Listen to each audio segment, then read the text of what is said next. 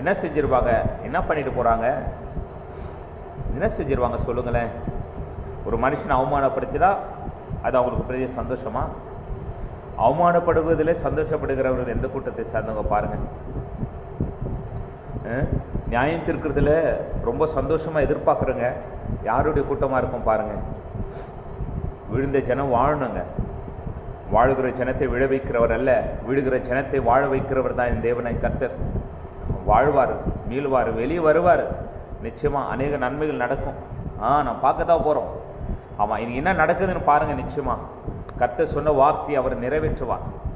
ஆமாம், ஒரு பெரிய கொலை குற்றங்களை செய்தவரா? பெரிய அளவுக்கு எதிர செய்தவர்? நிரூபிக்கப்பட்ட குற்றமா? நீங்கள் ஜோடிக்கப்பட்ட அந்த குற்றத்துக்கு இவ்வளோ வேல்யூ இருக்குன்னா நீதிக்கு எவ்வளோ வேல்யூ இருக்கும்? நீதிமான் நடுப்பகலை போல பிரகாசிக்கிற சூரிய வெளிச்சத்தை போல பிரகாசத்தை போல இருப்பான். நான் பார்க்குறேன், விசுவாசிக்கிறேன். கர்த்தர் பெரிய மாற்றங்களை அவருடைய வாழ்க்கையில் செய்ய போகிறாரு. இது தலைமுறை தலைமுறையாய் பேசப்படுகிற ஒரு செய்தியாக மாறப்போகுது. இது ஒரு ஜெனரேஷன் சொல்லும் போது கர்த்தருடைய பிள்ளைகளுக்கு விரோதமாக ஒருத்தன் வந்தால் இப்படி தான் ஆகும், கர்த்தருடைய பிள்ளைகளை தொட்டால் இது இப்படி தான் நடக்கும்னு சொல்லிட்டு சட்டம் தன்னுடைய கடமைகளை செய்கிறது. என்ன சட்டம், என்ன கடமை? எத்தனை குற்றவாளி வெளியே சுற்றி கொண்டிருக்கிறான், எத்தனை அயோக்கியம் வெளியே சுற்றி கொண்டிருக்கான், எத்தனை ஊரை கெடுத்தவன், உலகத்தை கெடுத்தவன், தேசத்தை கெடுத்தவன், தேசத்தில் திருடினவன், கொலை குற்றவாளிகள், பெரிய பெரிய கொலை செய்தவெல்லாம் அதிகாரிகளாய் தலைவர்களாய் தேசத்தை ஆளுகிறவர்களாக இருக்கிறாங்க. ஏன்னா அவ்வளோ பெரிய கிரிமினல் செஞ்சுட்டாங்க நீங்கள் அரெஸ்ட் பண்ணி உள்ளே வைக்கிறதுக்கு.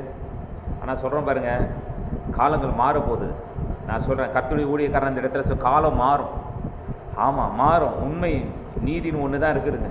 ஆமாம், எல்லாம் சொல்லுவாங்களே, ஆமாம், ஒரு குற்றவாளி கூட என்ன பண்ணக்கூடாது, ஒரு நிரபராதி கொல்லப்படக்கூடாது, ஒரு நிரபராதி தண்டிக்கப்படக்கூடாது.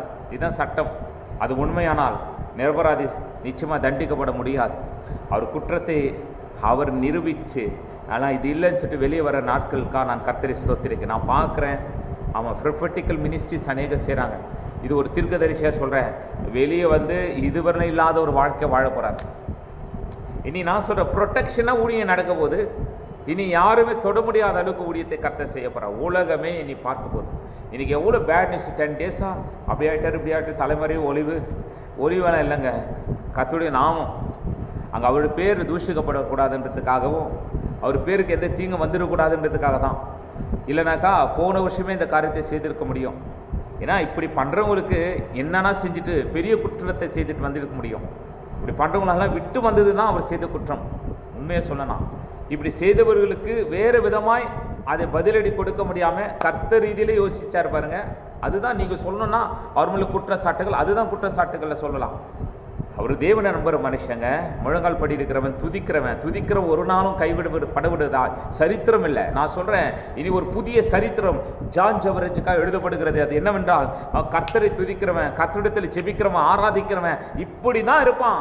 அவனை யாரும் தொடவே முடியாதுன்ற அளவுக்கு கர்த்தர் ஒரு சரித்திரத்தை எழுத போகிறார். புதிய சரித்திரங்கள் எழுதப்படுகிறது இயேசுவின் நாமத்தினாலே. கௌர் ராபாலாஷ் இந்த இடத்துலேருந்து தேவனுடைய வார்த்தை அநேகரை நான் போதித்து வரேன். இந்த போதிக்கிற இடத்துலேருந்து நான் சொல்கிறேன், அவர் ஆஸ்வதிக்கப்பட்டவராய் அநேக ஜாதிகளுக்கு கர்த்தர் அவர் எடுத்து பயன்படுத்துவாராங்க. இனி தேசங்கள் எல்லாம் பல தேசங்கள், இது ஒன்றும் இல்லாமல் ஒன்றெல்லாம் டிசால்வ் ஆகி ஒன்றுமே இல்லாதபடி ஒரு சீரவாக மாறு போகிறத நான் பார்க்குறேன் இயேசுவி நாமத்தில். இன்றைக்கு அது எவ்வளோ பெரிய பிரச்சனை, மழை வந்தாலும் சரி, சிறு பாவலுக்கு முன்பாக ஒரு சமபூமியாக மாறும். என்ன செய்வீங்க செய்யுங்க, பரவாயில்ல. என்ன பண்ணுறீங்களோ பண்ணு, பரவாயில்ல. அவங்க குடும்பம், அவங்க கேஸ் போட்டவங்க கூட இந்த வேடிக்கை பார்க்குறவங்க, அவங்க குடும்பத்தார், ஐயோ அவங்க கூட உட்காந்து சாப்பிட்டீங்களே, அப்போ உங்களுக்கு புத்தி இல்லையா? அவங்ககிட்ட வாழ்க்கை நடத்தினீங்களே, அப்போல்லாம் பெருசாக இல்லையா? சாப்பிட்றவங்கள சாப்பிட்டீங்க, வாழ்க்கை நடத்துகிறவங்கள வாழ்க்கை நடத்தினீங்க. ஆனால் பார்த்தீங்கன்னா ஒரு பிரச்சனைன்னு சொல்லும்போது இன்னும் குத்தி அது பெருசாக ஆக்கி இவ்வளோ அளவுக்கு கொண்டு வந்துட்டீங்க இல்லையா? இவ்வளோ அளவுக்கு கொண்டு வந்துட்டீங்க. தேவன் நல்ல நியாயத்தை தருவார். ஆமாம், அவங்க கிரிமினலுக்கெல்லாம் கூட நிற்கிறவர் அல்ல என் தேவன். எல்லாத்துக்கும் இயேசுவின் பேரை சொல்லுங்கள. எப்படி உங்களால் சொல்ல முடியுது அந்த வார்த்தை? இயேசு என்ற பேச்சை சொல்கிறதுக்கு நிச்சயமாக நீங்கள் அற்றவர்கள். இயேசு என்ற பேச்சுக்கே தகுதி. எவ்வளவோ பிரச்சனை இருந்தாலும் அந்த மனுஷனை மன்னிக்கணும்னு சொல்லியிருக்காரு. அவனை தண்டிக்கணும்னு சொல்லிக்கிறாரா பைபிளில்? தண்டனை வாங்கி கொடுக்கணும்னு சொல்லிட்டு தண்டனை வாங்கி கொடுக்கும். என்ன குற்றம் செஞ்சாருன்றத நிச்சயமாக நிரூபிக்கவும் அவர் நிச்சயமாக நிரூபிப்பார். நீங்கள் செட்டப் பண்ணதான் அநேக குற்றங்கள் வெளியே வரும். நான் சொல்கிறேன், அவர் இருக்கிற இடத்துல வெளியே வந்துடுவார். அவர் இருக்கிற இடத்துக்கு நீங்கள் போவீங்க. அதை சீக்கிரம் இந்த கண்கள் பார்க்கும். ரொம்ப பேர் போகிறாங்க உள்ளே பாருங்கள், ரொம்ப பேர் உள்ளே போவாங்க. ஆமாம், கர்த்தர் சொத்த தமிழக கவர்மெண்ட்டுக்காக நன்றி. நிச்சயமாக அது அழகாக கையாளுக செய்யும் என்று நான் விசுவாசிக்கிறேன். கோடிக்கணக்கான ஜனங்களுடைய கண்ணீர் செபம், என்னை போன்ற உண்மையாய் ஆசீர்வதிக்கப்பட்ட அநேக ஊழியக்காரருடைய கண்ணீர் செபங்கள் ஒன்றும் வீணாய் போகவே போகாது. நிச்சயமாக அந்த மனுஷனை கர்த்தர் ஆசீர்வதிப்பார். இதை பார்த்து கொண்டிருக்கிற பிள்ளைகளே, இதை கேட்டுக்கொண்டிருக்கிற பிள்ளைகளை நான் சொல்கிறேன், ஒரு தேவ மனுஷனை தொட்டா என்ன நடக்கும்ன்றத இந்த தேசத்துக்கு கர்த்தர் இவரை வைத்து காண்பிக்க போகிறார். மீண்டும் மீண்டும் நான் சொல்கிறேன், ஒரு தேவனுடைய ஜனங்களை தொட்டால் என்ன நடக்கும்ன்றத இந்த தேசம், இந்த சமுதாயமே பார்க்க போகிறது. புதிய சரித்திரமாய் ஜான் ஜெபராஜ் மாறுவார் என்று சொல்லி கர்த்தருடைய நாமத்தில் நான் ஆசீர்வதிக்கிறேன். ஆமாம், நான் ஆசீர்வதிக்கிறேன். இனி கவலைப்படாதீங்க. இனி காலையில் பாடணும் இல்லையா, ஓ நான் துதிக்க பாடும்போது அதுதான் நடக்கும் போது சிறைச்சாலை கதவு திறக்கும். சூப்பர் நேச்சுரலா சில மிரக்கலை நான் பேசுறேன் இயேசுவின் நாமத்தில். மகன் மேல சூப்பர் நேச்சுரலா சில மிரக்கலை நான் பேசுறேன். ஹalleluya. மகனை கர்த்தர் எடுத்து பயன்படுத்த போகிறீர் ஆண்டவரே. இனி அதிர போகுது ஆண்டவரே.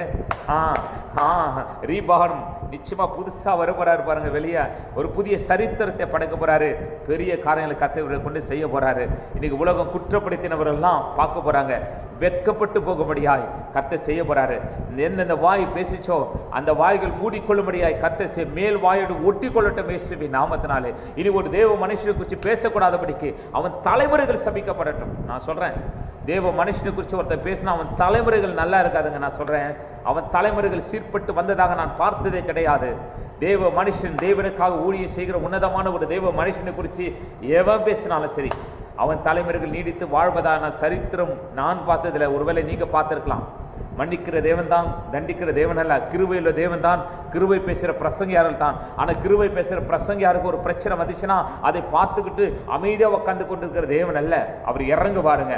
ஆமாம் ஆமாம், அவர் அக்கினி நடுவில் இறங்குவார். இன்னைக்கு பார்த்தீங்கன்னா அந்த பவரு ஆஃப் ஆகிடும். சில பவர்ஸ் இயேசுவை நான் ஆஃப் பண்ணுறேன். ஹalleluya. அக்கினியுடைய வெப்பங்கள் ஒன்றும் இல்லாமல் போகும். அக்கினி எரியும், ஆனால் வெப்பம் சேதப்படுத்தாதுங்க. நான் சொல்கிறேன், இன்னைக்கு இது கேஸ் வரும், இன்னைக்கு சில அரெஸ்ட் ஆயிடுச்சு, இன்னைக்கு சில காரியம் வந்துடுச்சு, ஆனால் எதுவும் அவரை சேதப்படுத்தாது. அவர் ஊழியத்தை சேதப்படுத்தாது. வேணும்னா இன்னும் அவர் ஊழியத்துக்கு பல கோடிகள் வரும். பல உலகம் எங்கிலும் இருக்கிற ஆதரவு இனி மேலே வாய்ஸ் வரப்போது பாருங்க. இதுவரை இல்லாத அளவுக்கு ஒரு சப்போர்ட்டை நான் பார்க்குறேன். நான் பேசுகிற உலகமே எழும்ப போகுது. உலகமே எழும்புங்க ஒரு மனுஷனுக்காக. இத்தனை ஃபாலோவர்ஸ், இத்தனை கோடி ஜனங்களும் வீன்று எழும்பும். ஆமீன் ஆமீன். அத்தனை பேருடைய ஜெபத்தையும் பரலோகத்தின் தேவன் கேட்பார். பதில் வரப்போகுது. Wait and see, wait and C.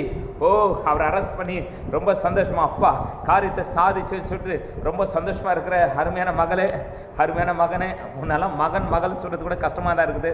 ஆனால் இந்த சத்தியத்தை பேசுகிறதுனால இந்த வாய் யாரையும் சபிக்க தோணலை. இதை தான் சொல்றேன், நீ நிச்சயமா நீ பார்ப்ப, அதுக்கான விலையை நீ கொடுப்ப, அதுக்கான விலை நிச்சயமாக நீ கொடுப்பீங்க. நிச்சயமாக இதை நான் வெளியிட போகிறேன். ஆமாம், இதை நான் வெளியே கொண்டு வர போகிறேன். ரெக்கார்ட் மோடில் தான் வச்சுருக்கேன், வெளியிட போகிறேன். நான் இது உங்களுக்காக பேசுகிற செய்தியாக இருந்தாலும் இது எத்தனை பேரை நான் கேட்கட்டும் பரவாயில்ல, நிச்சயமாக நீங்கள் சந்திப்பீர்கள். கர்த்தர் உங்களை சந்திப்பா. Amen amen amen. May God bless you, may God bless you.